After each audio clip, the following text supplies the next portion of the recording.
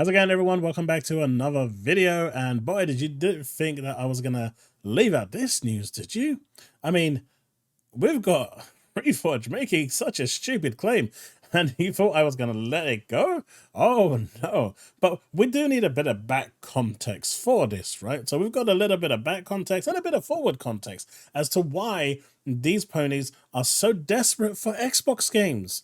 Because there's a good reason. Because as we can see here, Stalker 2 is releasing September the 5th on Xbox ecosystem, Game Pass, and PC. Now, the news that this was going to be a timed exclusive was always on the cards, but considering how much Microsoft has funded this game, the developers have come out openly and said this game will indefinitely be exclusive to the Xbox ecosystem, be it Game Pass, Xbox, and PC. Stalker 2, Heart of the Chernobyl, September 5th, 2024. Now, I'll be buying this day one, obviously, because I want to, support their hard work. I'll also be playing it on Game Pass as well, so they can get more funding that way, because that is how it works. But of course, this all leads on to this. And of course, as you can see here, Reforge Gaming caught lying that he has info Starfield is coming to PlayStation from his sources. And I think it's easy for everyone to say that they have actually met, Reforge's, sources.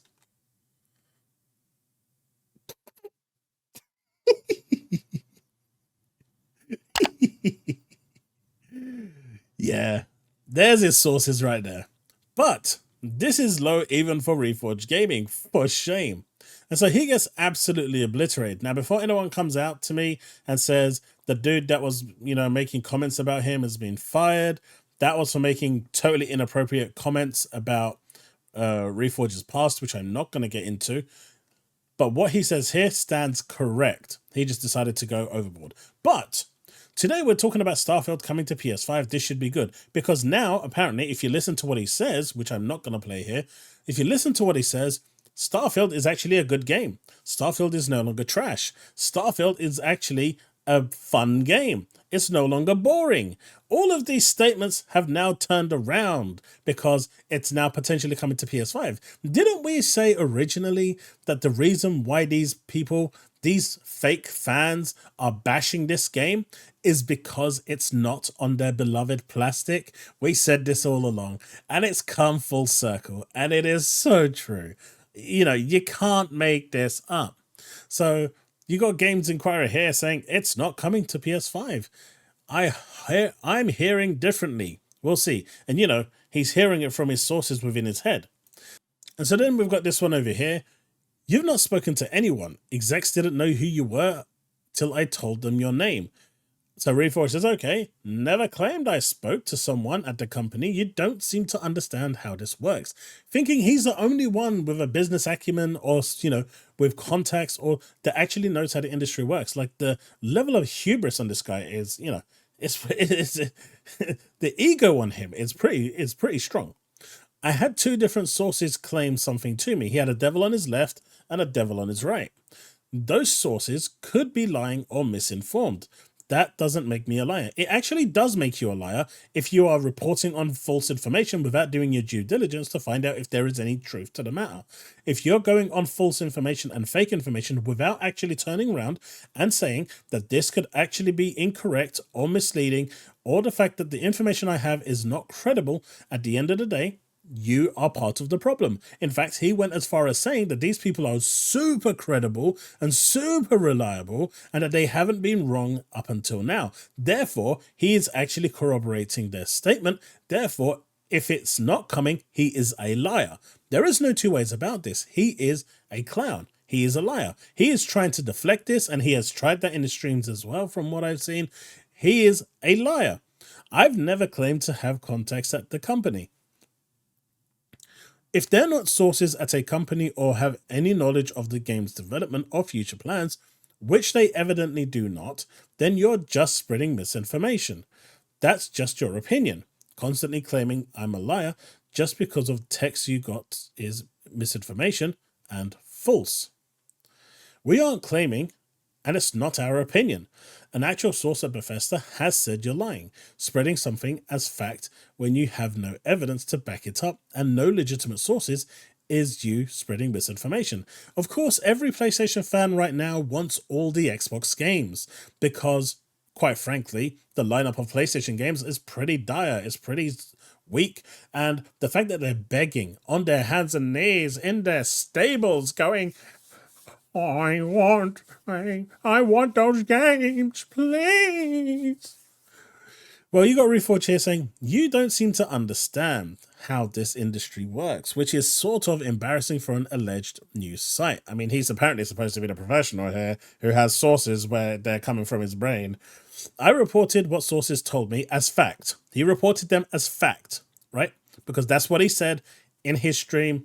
He reported them because they haven't got anything wrong as of now. They are super reliable. So to me, that is as fact. Your sources say different. Feel free to report that and feel free to cite your sources. Your source claims I'm lying. I mean, his sources are Bethesda and he's saying Bethesda is you're lying. So that's a big statement. And he's actually using Bethesda's name, ZeniMax's name here. Of course, then the conversation continues. What Phil Spencer said a year ago is completely irrelevant. We've already had contact with ZeniMax, and Dave said he's lying. He has no contacts at Bethesda and is too small a creator to have any insider knowledge. Oh shit. Too small a creator to have any insider knowledge. Interesting theory that doesn't have legs given how many complete unknown people have contacts and info and end up leaking things. I mean, the first point here is that even if he did have a source, which he doesn't, but even if he did have a source, those people probably told him this in confidence, and he went and betrayed their confidence and immediately put it into social media. I mean, you have to be a special kind of dick to be able to do that, right? And no one from ZeniMax can claim I'm lying. I reported on what I've heard. The voices in my head said so. So, of course, we come back here. Incorrect. Seeing as we have text from a director at ZeniMax calling you a liar. How am I lying, though? They know who I've spoken to? And so this continues back and forth, but it actually gets worse. So we've got this. Alex comes out. I just woke up to a dead body. I mean, when you've got Paul Tassi joining in on the fun, damn, who is this Reforge Gaming I see constantly getting destroyed on the timeline? Bro got cooked. It's like, you don't seem to understand how this industry works. Basically that statement, and he goes, we are owned by a studio with clients across the industry, but you're a YouTuber that is only interested in speaking to those who give you money, otherwise their opinion doesn't matter. Remember that whole, if they don't give me a sub, if they don't give me a membership, they don't matter. They don't matter. None of them matter. They're just garbage waste. Why they're still there, I don't know. And you console war for clicks. I mean, yeah, he's a pony. He's going to defend Sony until the day he dies. That's his holy grail. You have no sources, at least not at Bethesda. And we don't report on misinformed claims from YouTube accounts. It's not news and you're not newsworthy. I wonder why he had to Reforge. So the big question comes now, why are Sony fans so aggrieved that they need Xbox games? I mean, they've just got The Last of Us Remastered coming out, right, on the 18th. So why are they so hell-bent on getting Xbox games? What is it about the Xbox games that they just can't live without? Clearly from trashing Starfield, now they love Starfield.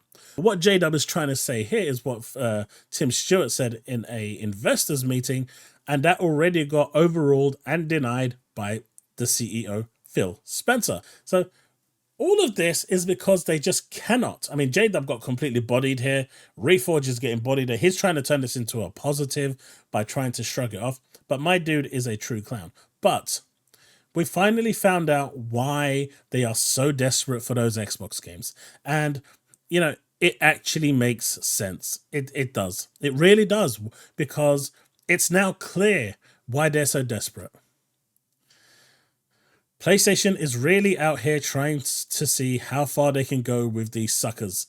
Because right now, they are true suckers. Because this is why they have decided, I'll give it a like as well.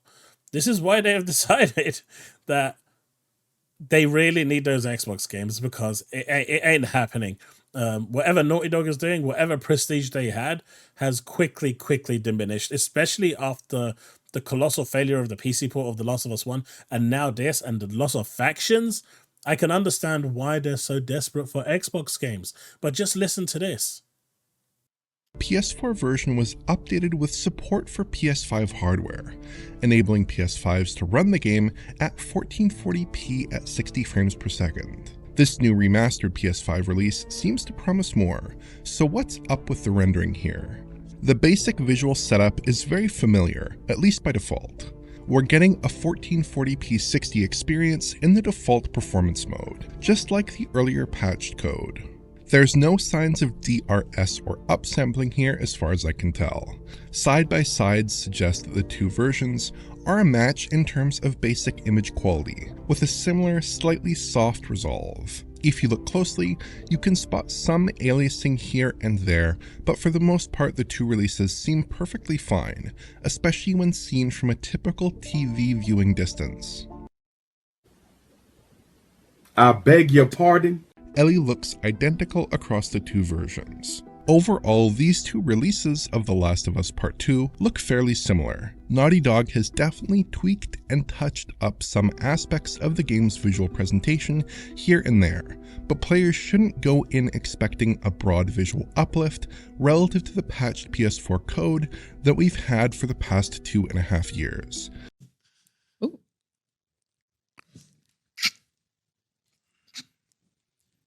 Come on, my nigga. You supposed to be nicer than this. Like, the biggest upgrade here over playing the game on a PS4 or PS4 Pro system is still the ability to play at 60 frames per second, which the remastered version and the patched version of the original both offer on PS5 systems. So basically, as you can see here, they got sold a glorified patch for $70.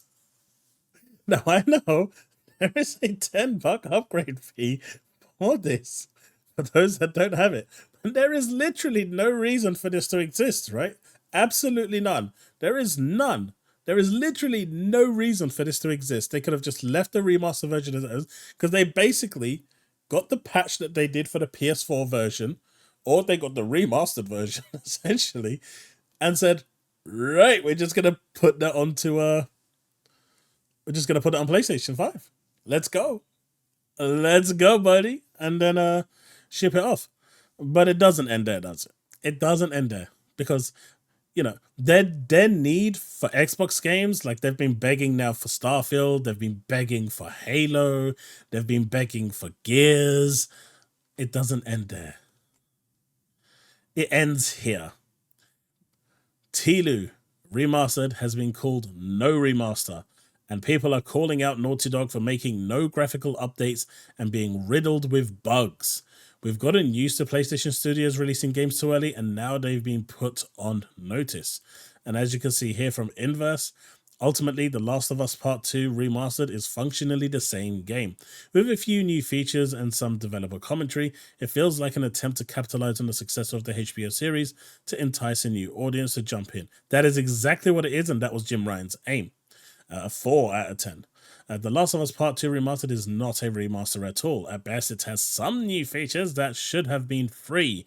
No return roguelike game mode is lackluster, and there is no point in playing it. Tulu Combat was complementing the story, and it did so very well, unlike no return roguelike game mode. IGN Spain, The Last of Us Part 2 wants to follow in the footsteps of the first installment, but it doesn't get off to a good start. The new version is riddled with bugs and only climbs a few steps thanks to the exciting no return mode, which makes the remaster a half tribute.